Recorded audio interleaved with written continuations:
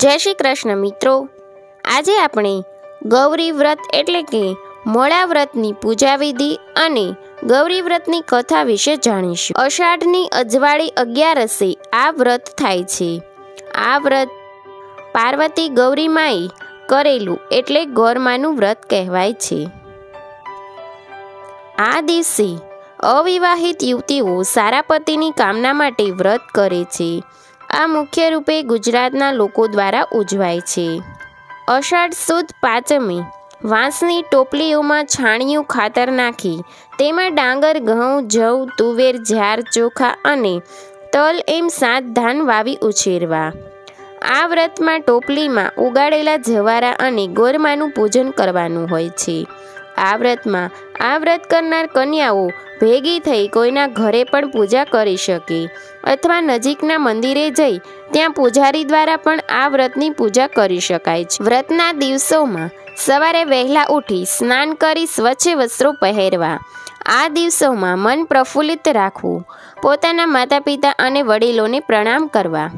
ઘર મંદિરમાં પાટલા ઉપર કાપડ પાથરી તેના પર મા પાર્વતીનો ફોટો મૂકી તેની સમક્ષ રાખેલ જવારા ગૌરી માની પાસે રાખેલ ઘીનો દીવો અને અગરબત્તી કરવા. પછી પંચામૃત ચડાવી ગૌરી માનું પૂજન કરવું. તેમને અબીલ, ગુલાલ, ચોખા, ફૂલ અને રૂના નાગલા ચડાવવા. રૂના નાગલા રોજ નવા બનાવીને માને ચડાવવા અને પ્રસાદ ધરાવવો.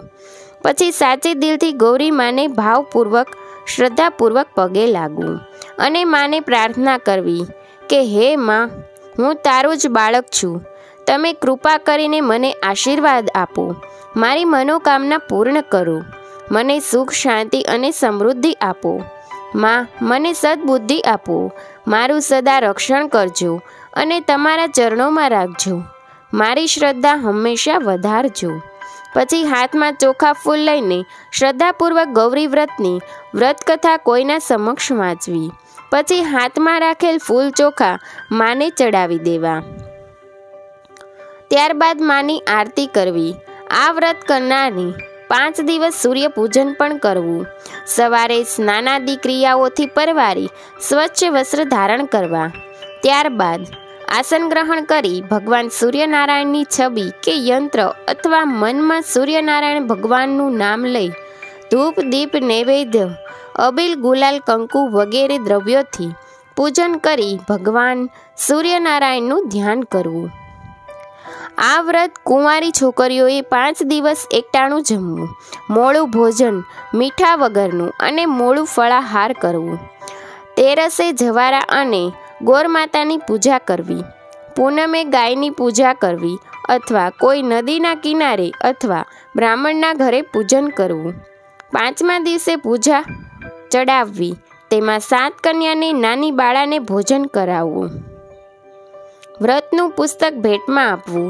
છેલ્લે સૂર્ય પૂજન, ગૌ પૂજન કરી પૂજારીને યોગ્ય દાન દક્ષિણા આપવી અને તેના આશીર્વાદ મેળવવા. પછી ગૌરી માને વિદાય આપવી. વ્રતના છેલ્લા દિવસે રાત્રે 12 વાગ્યા સુધી જાગરણ કરવું. છેલ્લા દિવસે રાત્રે જાગરણ કરી માની સ્તુતિ, ભજન, ગરબા વગેરે ગાવા. બીજા દિવસે સવારે નદી, તળાવ કે કૂવાના જળમાં જવારાને પધરાવી કુમારિકાઓએ ઉપવાસ છોડવો. ગૌરી વ્રતની કથા. એક સમયે કૌંડિન્ય નામનું નગર હતું. તેમાં વામન નામનો એક બ્રાહ્મણ રહેતો હતો. તેની સર્વગુણ સંપન્ન પત્ની હતી જેનું નામ સત્યા હતું. તેના ઘરમાં કોઈ પણ પ્રકારની ખોટ ન હતી, પણ તેમને કોઈ સંતાન ન હોવાને કારણે આ બ્રાહ્મણ દંપતી ખૂબ દુઃખી રહેતું હતું. એવામાં એક દિવસ નારદજી આ બ્રાહ્મણ દંપતીના ઘરે પધાર્યા.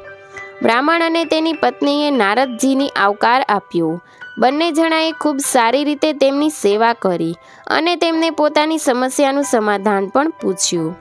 ત્યારે નારદજીએ જણાવ્યું કે તમારા નગરની બહાર આવેલા વનના દક્ષિણ ભાગમાં બીલી વૃક્ષની નીચે ભગવાન શંકર માતા પાર્વતીની સાથે લિંગ રૂપે બિરાજમાન છે.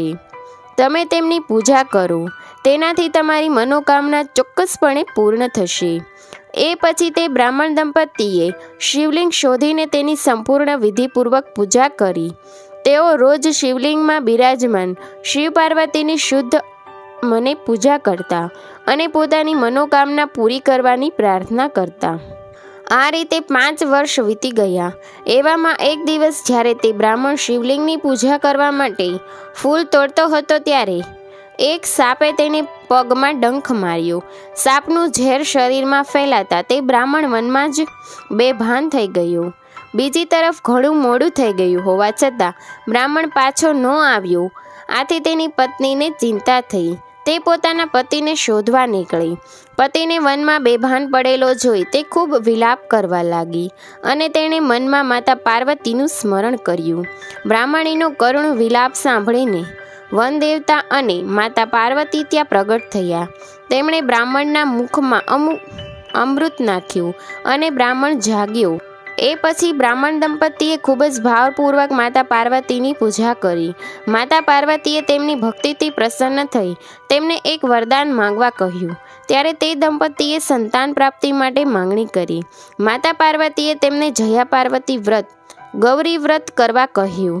બ્રાહ્મણ દંપતીએ વિધિપૂર્વક આ વ્રત કર્યું, જેના ફળ સ્વરૂપે તેમને ત્યાં પુત્ર રત્નનો જન્મ થયો.